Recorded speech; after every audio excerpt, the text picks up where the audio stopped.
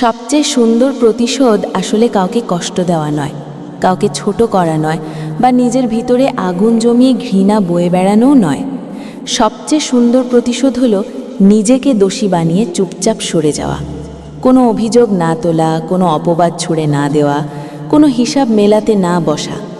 কারণ কিছু মানুষ যুক্তি বোঝে না, তারা শুধু সুযোগ বোঝে।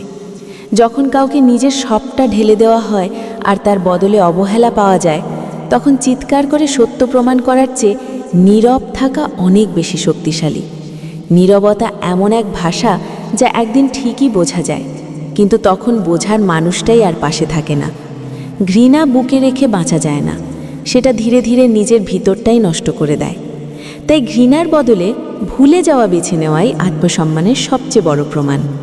কারো প্রতি রাগ না রেখে, দোষ না চাপিয়ে, শুধু নিজের পথ আলাদা করে নেওয়া, এটাই প্রকৃত জয়।